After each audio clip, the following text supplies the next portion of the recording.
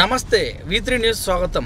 ఈ రోజు మనతోటి బీజేపీ పార్టీ షేర్లింగపల్లి అభ్యర్థి గజ్జల యోగానంద్ గారు ఉన్నారు। మరి వారిని అడిగి వారి యొక్క రాజకీయ ప్రణాళిక షేర్లింగపల్లిలో వారి గెలుపుకి ఏ రకంగా కృషి చేస్తారో తెలుసుకుందాం। నమస్తే సార్। నమస్తే అండి।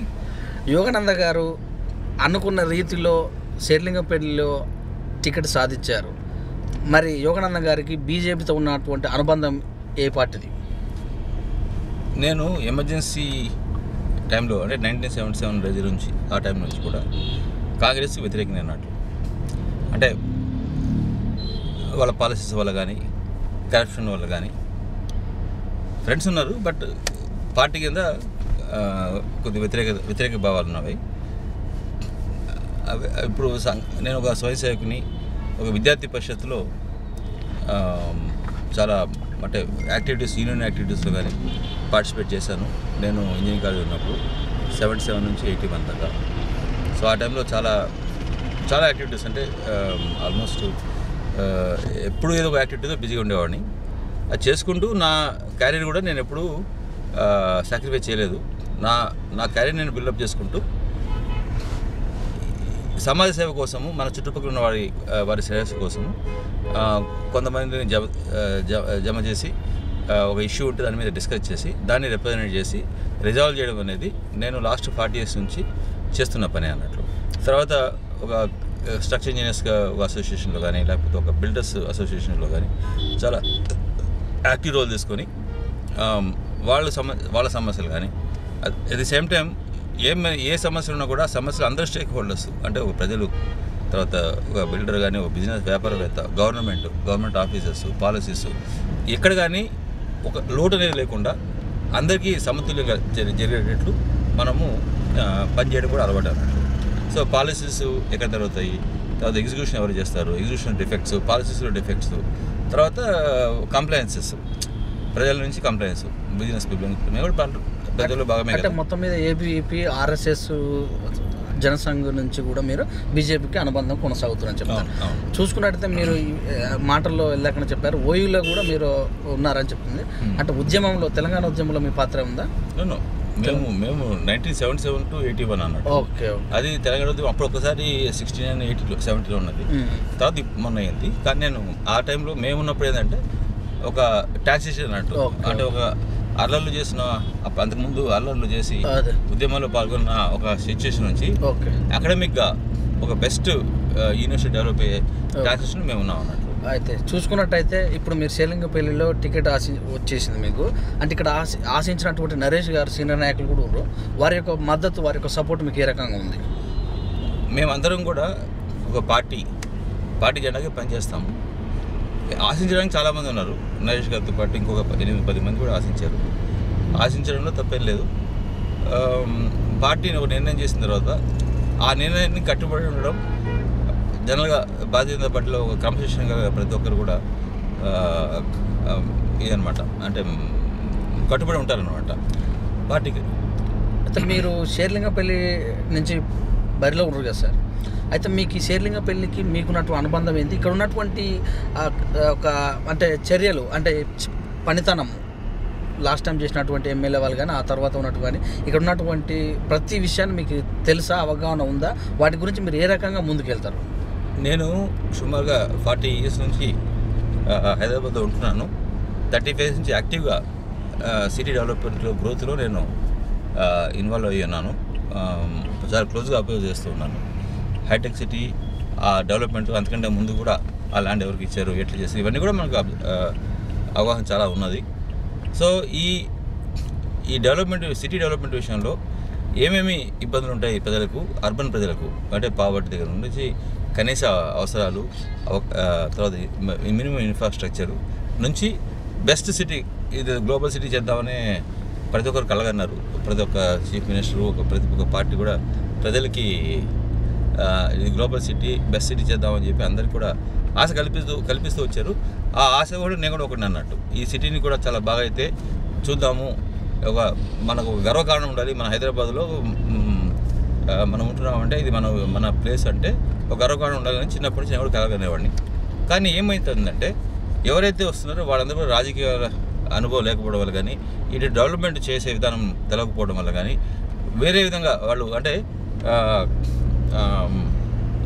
అహంభావంతో కానీ వేరే వాళ్ళని కన్సల్ట్ చేయకపోవడం కానీ కన్సల్టేషన్ లేకపోవడం వల్ల కానీ ప్లస్ డెవలప్మెంట్ అయినప్పుడు అన్ని 360 డిగ్రీ అన్ని వైపుల నుంచి డెవలప్మెంట్ కావాలి. ప్రజలు కూడా సుఖంగా ఉండాలి. ఎప్పుడు మనకి ఇన్వెస్ట్మెంట్స్ సిటీ తీసుకొస్తే దానివల్ల అందరూ కూడా బెనిఫిట్ పొందేట్టు ఉండాలన్నమాట. ఆ విధంగా ఇక్కడ జరగడం లేదు.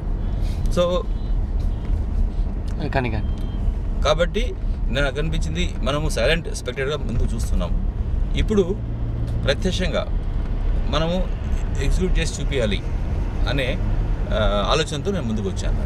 బడా వ్యాపారవేత్తగా ఉన్నటువంటి మీరు సామాన్య ప్రజలకు అంటే రాజకీయం అంటేనే అత్యధిక ఓటర్లు అంతా కూడా సామాన్య ప్రజానికమే ఉంటారు. వాళ్ళకి ఎలా చేరువుతూనే అవుతారు మీరు? ఇప్పుడు ఒకటి ఏంటంటే మనము డెవలప్మెంట్ అనేది ఇంపార్టెంట్ అండి. ఈ డెవలప్మెంట్లో మనకు కావాల్సింది ఏంటంటే ఏదైనా మనము టేకప్ చేసింది చేసేవాళ్ళు ఏదైతే లీడ్ చేస్తున్నారో వాళ్ళకు అనుభవం ఉన్నదా, వాళ్ళు సక్సెస్ అయ్యారా, ఇవన్నీ ఇంపార్టెంట్ అన్నాడు. నాలెడ్జ్ ఉన్నదా అనేది, అంటే నాలెడ్జ్ కానీ ఎక్స్పీరియన్స్ కానీ సక్సెస్ కానీ.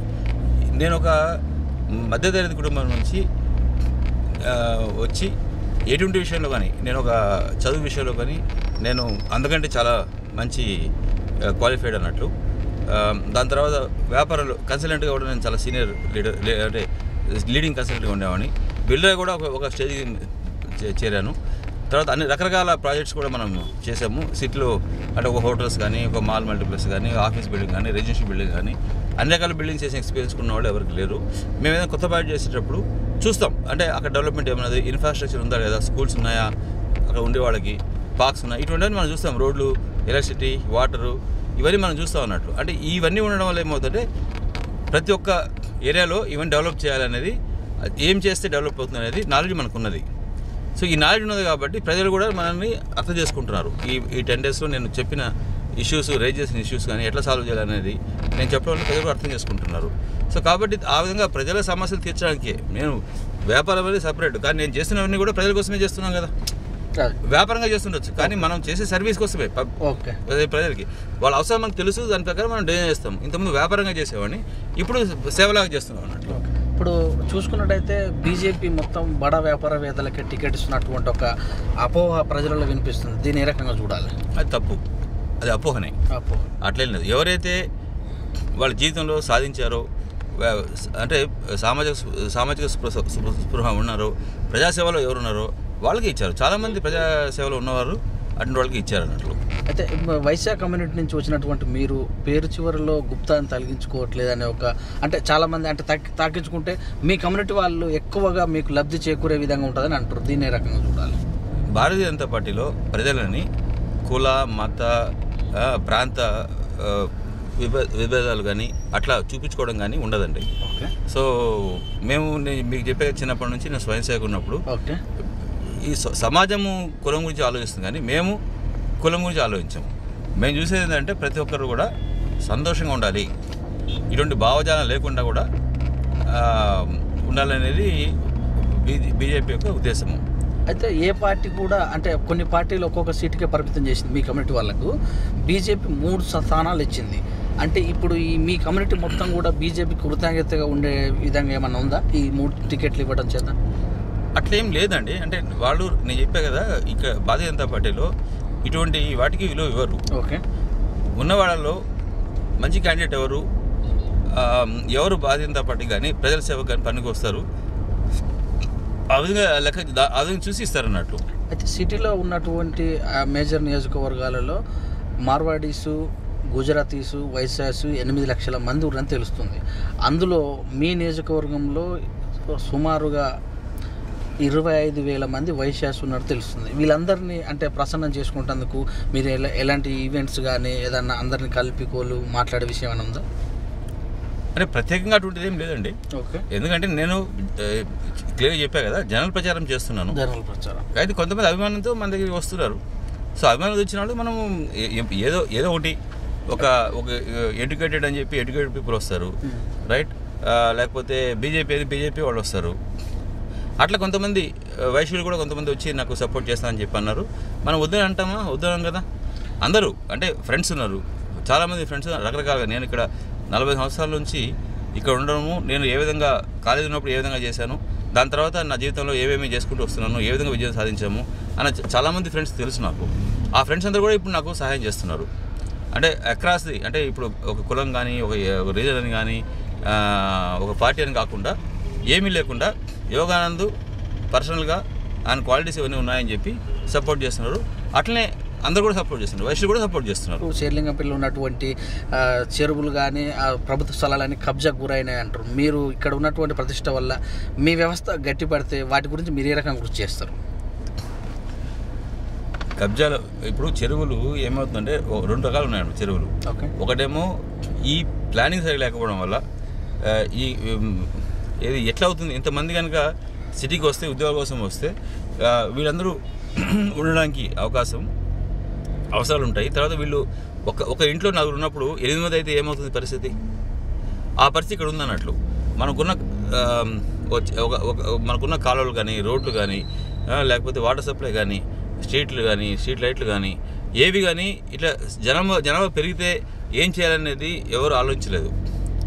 అదే ప్రణాళిక రాహిత్యం అన్నట్లు. మనకు పంచవర్ష ప్రణాళిక లేకుండా పనిచేస్తున్నాము. 5 సంవత్సరాలు చేసే ప్లాన్ను అప్రూవ్ చేయడానికి 3 సంవత్సరాలు కూడా అప్రూవ్ చేయకపోతే ఏమి రాజ్యం అండి? గవర్నెన్స్ ఏమున్నట్లు లెక్క. సో అందువల్ల మనము ప్రజలందరూ ఇబ్బంది పడుతున్నారు. ఈ ఇబ్బందులను తొలగడానికి ఒక సిస్టమేటిక్గా ఒక ప్లాన్గా అప్రూవ్ చేయడానికి నేను ముందుకు వస్తున్నాను. అది అయ్యేట్టు చూస్తాను నేను. ఇంత శేర్లింగంపల్లిలో ఇంత ట్యాక్స్ కలెక్షన్స్ ఉన్నాయి, 10 రూపాయలు ఇంత కడుతున్నాము. ప్రజలు ఈ విధంగా బాధపడడానికి గవర్నమెంట్కి ఏమాత్రము న్యాయం కాదు. ప్రజల హక్కు ఉంది. ఇక్కడ ప్రజలు ఆ హక్కును వినియోగించుకోవట్లేదు. ఇప్పుడు నేను వచ్చి ఆ ప్రజలు ఆ హక్కును వినియోగించుకున్నట్లు చేస్తాను నేను. ఒకవైపు ప్రజాకూటమి అని, మరోవైపు ప్రభుత్వంలో ఉన్నటువంటి వ్యక్తి పోటీ చేస్తారు. వీళ్ళిద్దరిని తట్టుకొని గజ్జల యోగానంద్ గారు ప్రచారంలో కానీ మరి ఓటరింగ్ సరళిని పెంచుకునే అవకాశం ఏ రకంగా ఉంది? ఒకటేమో మాకు వాజ్పేయి గారు మెయిన్ దిక్కు సపోర్టు. వారు అవినీతి లేనటువంటి డెవలప్మెంట్ చూపిస్తున్నారు. ప్రజల కోసము మొత్తం దాని జీవితాన్ని త్యాగం చేసి మ్యాక్సిమం టైంలో డైలీలో 14 గంటల నుంచి 16 గంటల సేపు పని చేసుకుంటూ ఇంకా ఎక్కువసేపు కూడా పని చేసుకుంటూ దేశాన్ని ఈ విధంగా అభివృద్ధి చేయాలని ఒక ఆదర్శప్రాయంగా ఆయన ఉన్నారు. అది ప్రజలందరూ కూడా చూస్తున్నారు. సో ప్రజలు నమ్ముతున్నారు. భారతీయ జనతా పార్టీ అంటే మాటల పార్టీ కాదు, చేతల పార్టీ. చెప్పింది చేసి చూపిస్తారు. ప్రజాసేవ కోసమే వాళ్ళు జీవితాన్ని అంకితం చేస్తారు అని భారతీయ జనతా పార్టీ మీద, భారతీయ జనతా పార్టీ నాయకుల మీద ప్రజలకు గౌరవము, విశ్వాసం పెరుగుతున్నది. సో అది దృష్టిలో పెట్టుకొని మాకు ప్రజల యొక్క ఆదరణ రోజుకు పెరుగుతుంది అన్నట్లు. అయితే మీరున్నటువంటి నియోజకవర్గం వ్యాపార సంస్థలకు కానీ మరి మంచి మంచి కంపెనీలకు కానీ నిలయాలు అంటే మోడీ తీసుకున్నటువంటి డిమానిటేషన్ కానీ, జిఎస్టీ కానీ కొద్దిగా ఎఫెక్ట్ పడ్డదని ఈ కొంతమంది ప్రచారం కూడా చేస్తారు. దీన్ని తట్టుకొని మీరు వారికి దగ్గరగా ఎలా అవుతారు? అది దొంగ ప్రచారాలు. వారికి ఏంటంటే మోడీ గారిని ఎట్లయినా సరే గద్దెదించాలి. మోడీ గారు ఉండని సహించలేకపోతున్నారు. వీళ్ళ ఆటలు సాగడం లేదు. ఈ అందరూ ప్రజల డబ్బుని దుర్వినియోగం చేయడం అలవాటైపోయింది. సో వీళ్ళందరూ కలిసి ఏదో 5 సంవత్సరాల లోపల ఇటువంటి ఆయన సొంతంగా ఏమి చేసుకున్నాడు దీనివల్ల? జిఎస్టీ వల్ల, జిఎస్టీలో అన్ని రాష్ట్రాలు భాగస్వామ్యము. అందరూ ఒప్పుకునే తర్వాతనే జిఎస్టీ అప్రూవ్ అయింది. నెలకు ఒక మీటింగ్ పైన కండక్ట్ చేసేవాళ్ళు. ఇంత కష్టపడి చేసింది ఎవరు చేయలేదు, ఏ ప్రభుత్వం చేయలేదు. అందరూ కలిసి చేశారు. చేసిన తర్వాత తిట్టడం మాత్రం మోడీ గారు ప్రభుత్వం చేశారని తిడుతున్నారు. జిఎస్టీ అనేది అన్ని స్టేట్స్ కలిపి ఫెడరల్ స్ఫూర్తితో చేసిన యాక్ట్ అది. దానివల్ల నష్టమేం జరగలేదు. ఇంతమంది 2 డిపార్ట్మెంట్ చేసేవాళ్ళు ఇప్పుడు 1 డిపార్ట్మెంట్కి మేము డీల్ చేయాల్సి వస్తుంది. ఎవరైతే దొంగ వ్యాపారాలు చేస్తున్నారో, ఎవరైతే నల్ల వ్యాపారాలు చేస్తున్నారో, నల్ల డబ్బుతో వ్యాపారం చేస్తున్నారో వాళ్ళకి ఇబ్బంది. కానీ కరెక్ట్గా సిస్టమేటిక్గా కంప్లైంట్స్తో రూల్స్ ప్రకారం చేసే వాళ్ళకి ఏం ఇబ్బంది లేదు. ఇది అయితే శేర్లింగంపల్లి సీటు ఖచ్చితంగా దక్కించుకోవాలని అటు ఒక చంద్రబాబు నాయుడు మరియు రాహుల్ గాంధీ కూడా ఇక్కడికి వచ్చి ప్రచారం చేస్తున్నట్టు అవకాశం కూడా ఉంది. మరి మీ తరఫున మీకు చాలా దగ్గర, అమిత్ షా గారు చాలా మీకు అనుబంధం చాలా దగ్గరగా ఉందని తెలుస్తుంది. మరి ఇంకెవరైనా తీసుకొని వచ్చి ఇక్కడ ప్రచారం చేసే అవకాశం ఉందా? వస్తున్నారు. ఇప్పుడు పరిపాలన స్వామి రేపు వస్తున్నారు. ఇవాళ మురళీధరరావు గారు వస్తున్నారు. తర్వాత పురంధేశ్వరి గారు వస్తున్నారు. తర్వాత మన ప్రధాన్ గారు వస్తున్నారు. సో వీళ్ళందరూ వస్తున్నారు. ధర్మేంద్ర ప్రధాన్ గారు కూడా వస్తున్నారు. ప్లస్ రాష్ట్ర నాయకులు వాళ్ళందరూ కూడా వాళ్ళ దత్తాత్రేయ గారు వచ్చి వెళ్ళారు. వాళ్ళు కూడా వస్తారు. సో ఈ విధంగా మనకు వీళ్ళ ఆశీర్వాదం ఉంది. దీంతో మనం పని చేసుకుంటున్నాము. వీళ్ళకున్న ఇంతకుముందు కూడా వీళ్ళు చాలామంది పరిచయాలు ఉన్నాయి. వాళ్ళు కూడా మనకు సపోర్ట్ చేస్తున్నారు. అయితే చూసుకున్నట్టయితే ఇప్పుడు మీరే చెప్పారు పరపూర్ణానంద గారు కేసీఆర్ అంటే హైదరాబాద్కు రాకుండా చేసిన తర్వాత పార్టీలోకి వచ్చారు. అది ఒక కేసీఆర్ మీద ఒక కక్ష కట్టి వచ్చారు అనే ఒకటి తెలుస్తుంది. వారి వల్ల బీజేపీ పార్టీకి ఏ మేర లబ్ధి పొందే అవకాశం ఉంది? అది కేసీఆర్కి దానికి సంబంధం లేదండి. అంటే కేసీఆర్ అనేది ఒక ఏఐఎంఐఎంతో జతకట్టి వారి ఓటు ఎన్ బ్లాక్గా కొట్టేయడానికి కలుపుకున్నారు. వారిని మెప్పించడానికి పరిపూర్ణ స్వామి గారిని వారి మీద ఇటువంటి కేసు పెట్టారు. సో ఇవన్నీ ప్రజలకు తెలుసు.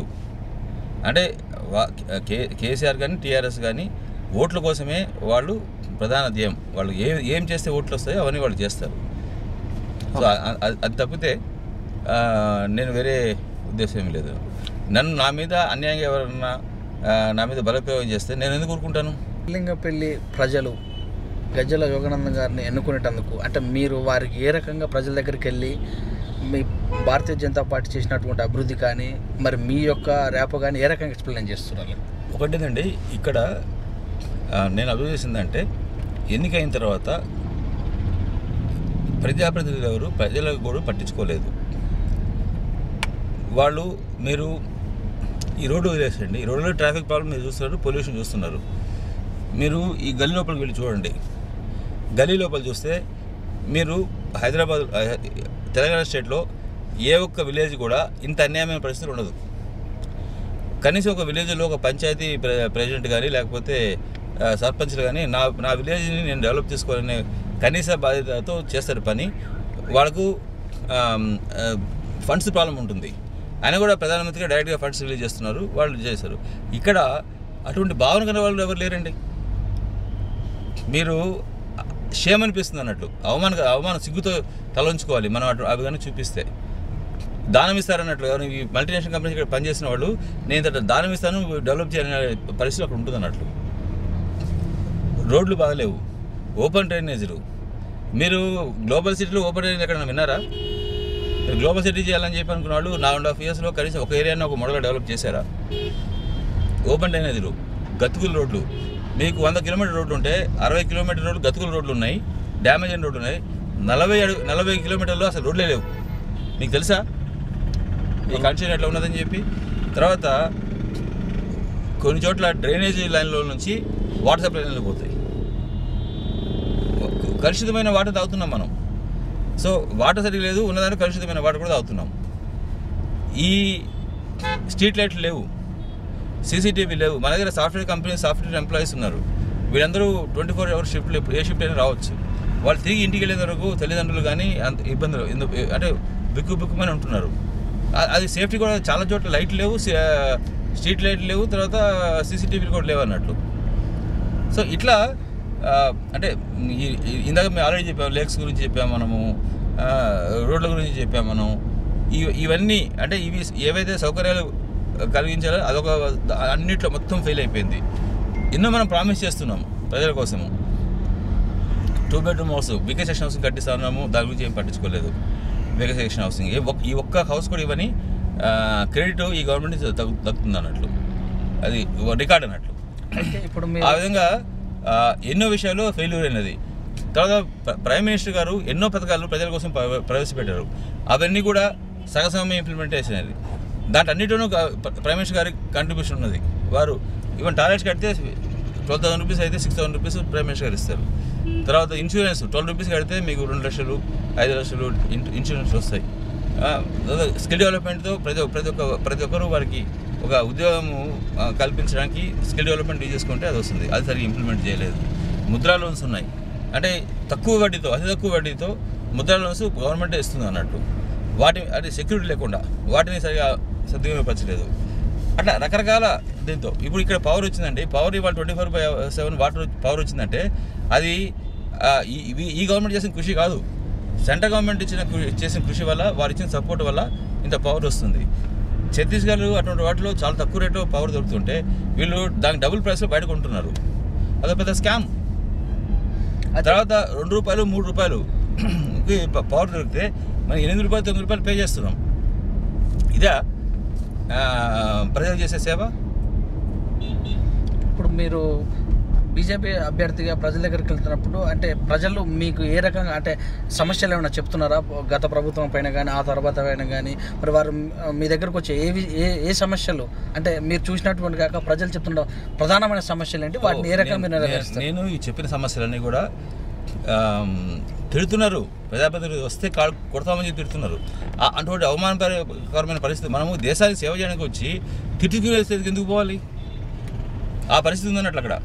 టీఆర్ఎస్ వాళ్ళు ఎవరు చూసినా ఇంటర్వ్యూలో కానీ బయట కానీ మేము ప్రజల దగ్గరికి వెళ్తే మీరు మా దగ్గరికి రావాల్సిన అవసరం లేదు, మేము ఖచ్చితంగా కార్కే వేస్తాం, ఎందుకంటే మీకు ఇచ్చినటువంటి కళ్యాణ లక్ష్మి అయితేనేమి ఇంకో పథకం అయితేనే ఇంకో ఈ పథకాలన్నీ మాకు చక్కగా అందుతున్నాయి, కేసీఆర్ గారికి ఉంటారని వారు ముక్త కంఠంగా చెప్తున్నారు. మీరు చూస్తే ఇలా చేస్తుంది అంటే నాతో పాటు అండి మీకు చూపిస్తాను ప్రజలు ఏం మాట్లాడుతున్నారు. పార్టీ చెప్పేది కాదు చెప్పేది, నేను ప్రజలు ఏం మాట్లాడుతున్నాను నేను చూపిస్తాను మీకు. ఇప్పుడు మీరు మనం వెళ్ళే కేశవనగర్ వెళ్ళాము, కేశవనగర్లో పాపం ఇల్లు కట్టుకున్న వాళ్ళకి అంటే మనము ఫ్రీగా ఇస్తాము, ల్యాండ్ ఇస్తాము, లేకపోతే ఫ్రీగా ఇల్లు ఇస్తాము అని చెప్పిన వాళ్ళు ఉన్న ఇళ్ళన్నీ పడగొట్టేశారు, రోడ్డు మీద పడ్డారు. ఇప్పుడు అట్లా చాలా చోట్ల అధికార దుర్వినియోగం చేశారు, కానీ ఏమీ చేయలేదు ప్రజలకి. ఇప్పుడు చూడండి మీ రోడ్డు అంతా చూడండి ఎట్లా ఉన్న చెత్త, ఇంత దుమ్ము ధూళితో కొట్టుకుపోయిన రోడ్డు. గ్లోబల్ సిటీ ఎలా రోడ్డు చూడండి ఎట్లా ఉన్నదో. అయితే ఇప్పుడు ఇదంతా కారణము చెప్పుకున్నట్టయితే మోడీ గారు కూడా చాలా పథకాలు తెచ్చారని మీ మాటలతో చెప్పారు, ఈ పథకాలలో మాది కంపల్సరీ ఉందని.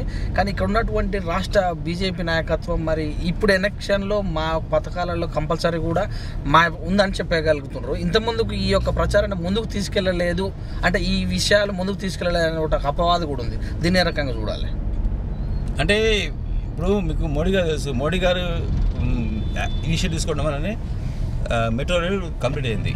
1 year దాకా అది మన ఈ గవర్నమెంట్ వచ్చిన 1 year దాకా వాళ్ళకు కోఆపరేషన్ చేయలేదు వాళ్ళతో. మోడీ గారు ఆల్మోస్ట్ ఎవ్రీ మంత్ మానిటర్ చేసి కంప్లీట్ చేశారు. వీళ్ళు చేసి చెప్పుకోవడం వాళ్ళకి ఇష్టం ఉండదు. ముందు నుంచారు ఎలక్షన్స్ అప్పుడు ప్రజలు చెప్పాలి చెప్తారు, రోజు దాని మీద ప్రచారం పెట్టుకొని పని మానేసి ప్రచారం చేసుకోవడం భారతీయ జనతా పార్టీ నాయకులకు అలవాట్లేదు. అవసరమైనప్పుడు ఎప్పుడు చెప్పాలో అప్పుడు చెప్తారు అంతే. ఇప్పుడు గజ్జల యోగానంద్ గారు రాబోయే రోజులలో ఇంకా జాతీయ నాయకత్వం వైపు వెళ్ళే అవకాశం ఉందా? నేను అట్లేం చేయాలంటే ఇవాళ మనకు బాధ్యత మనం నిర్వర్తించుకుందాం, ముందు గురించి ఇప్పుడు ఆలోచించట్లేదు. మనము ఇక్కడ ఫండమెంటల్స్గా స్ట్రాంగ్గా ఉండాలి, మనం ఫండమెంటల్స్ నేర్చుకోవాలి, ఫండమెంటల్స్ స్ట్రాంగ్గా ఉండాలి, చేసి చూపించాలి. అది అయిన తర్వాతనే మిగతా వాటి గురించి ఆలోచించాలి.